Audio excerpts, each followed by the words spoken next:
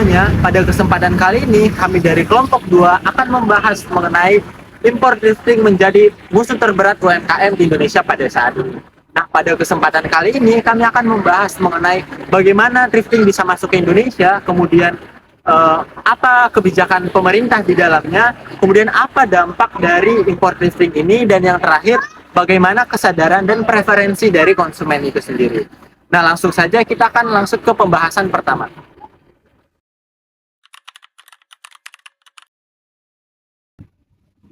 Pertama, harus masuknya thrifting masuk ke Indonesia. Thrifting memiliki banyak dari sejarah. Pada awalnya, thrifting berasal dari Amerika pada abad ke-19. Kegiatan thrifting bertujuan untuk membantu orang-orang yang kurang mampu. Hingga pada abad 1960-an, fenomena thrifting menjadi sangat populer di kalangan remaja di Amerika Serikat pada saat itu. Remaja menganggap bahwa baju yang mereka dapat dari thrifting memiliki bentuk serta desain yang unik dan dapat diperoleh dengan harga yang murah. Hal yang sama juga terjadi banyak di negara lain termasuk di Indonesia, khususnya di kalangan remaja. Sekarang ini fashion di Indonesia dipengaruhi oleh globalisasi. Modus memasukkan baju bekas luar negeri ke Indonesia dilakukan mulai dari penyelundupan di wilayah yang tidak terawasi. Kegiatan ini biasanya terjadi di pesisir timur Sumatera, Batam, Kepulauan Riau, dan perbatasan Kalimantan. Dari situ juragan thrift mengambil barang tersebut dan disalurkan ke pedagang-pedagang kecil.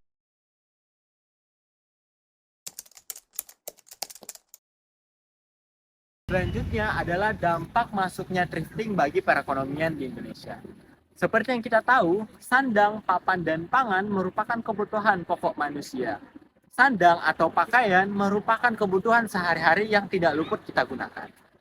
Thrifting atau pakaian bekas selain kualitasnya yang bagus, harganya juga relatif lebih murah. Dan hal ini dianggap jauh lebih menghematkan. Tetapi hal ini dilarang keras oleh pemerintah karena dianggap dapat merugikan negara.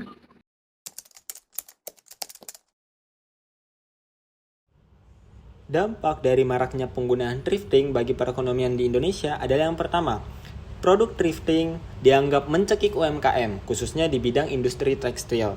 Kemudian yang kedua, produk thrifting dapat menjatuhkan rasa semangat anak muda dalam membangun karya atau produk lokalnya sendiri.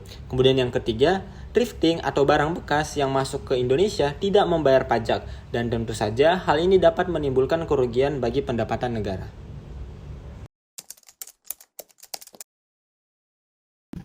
Yang berikut mengenai kebijakan pemerintah terkait impor barang bekas yang sedang marak di kalangan anak muda. Kebijakan pemerintah mengenai larangan thrifting impor saat ini sedang menjadi topik bahasan yang sangat hangat di kalangan masyarakat. Larangan untuk mengimpor pakaian bekas sebenarnya telah ada sejak tahun 2021. Larangan ini secara jelas dan tegas diatur dalam Peraturan Menteri Perdagangan Nomor 18 Tahun 2021 tentang barang dilarang impor dan barang dilarang ekspor. Tepatnya pada pasal 2 ayat 3 yang menyatakan bahwa barang dilarang impor salah satunya adalah berupa kantong bekas, karung bekas, dan pakaian bekas. Walaupun larangan ini sudah ada sejak tahun 2021, kegiatan pengimporan pakaian bekas masih saja terus dilakukan.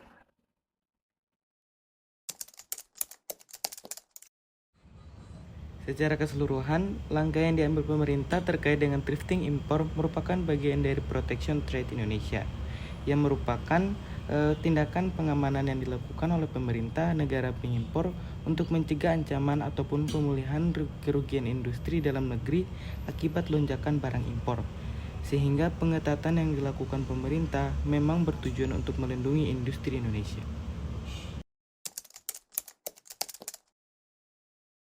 Terakhir adalah kesadaran dan preferensi konsumen terhadap produk thrifting impor dibandingkan dengan UMKM lokal. Penjualan pakaian thrifting impor dapat menggeser preferensi konsumen terhadap produk lokal.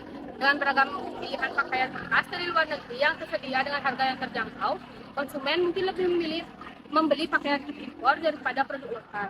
Bagi konsumen yang mencari pakaian dengan harga yang terjangkau namun tetap ingin memiliki pilihan yang beragam dan bergaya, pakaian thrift impor dapat menjadi solusi yang menarik. Hal ini dapat meningkatkan kesadaran akan mode berkelanjutan dan mengurangi pembelian pakaian baru yang berlebihan.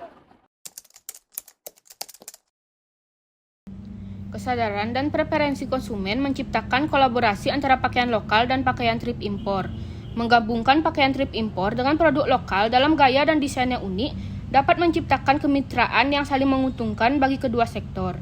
Di tengah persaingan yang semakin ketat, UMKM pakaian lokal perlu memiliki sikap yang adaptif dan kreatif dengan memanfaatkan keunikan produk lokal, membangun jaringan yang kuat, dan menjaga kualitas produk yang baik, sehingga UMKM dapat terus bersaing dalam pasar yang dinamis.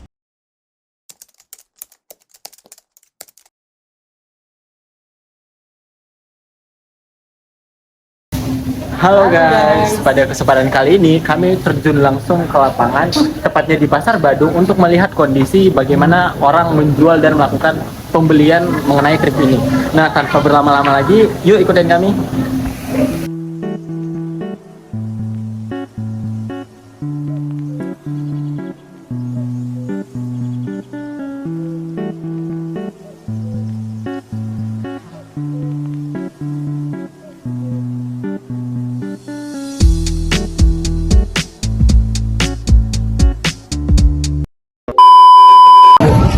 Kenapa orang tertarik buat beli dagangan seperti di sini? Ya mungkin karena Kualitas is the best. Oh, kualitas ya. terus juga Baik, nyala. Bagus sama harganya juga ya. harganya juga Harganya miring. Oh gitu ya. Pastinya. Makasih. A few moments later.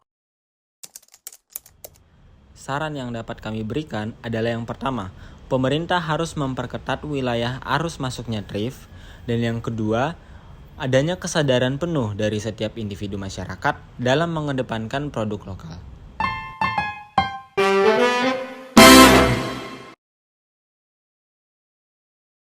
Sikap yang adaptif dan kreatif dengan Aduh. Dah. Kepala gue kepotong aja. Memiliki sejarah yang panjang. Pada awalnya guys, kita lagi buat video di thrift. Kita lagi buat video di thrift. Halo guys. Video dah, lu yang videoin dah. Yang marak di kalangan anak muda. Jadi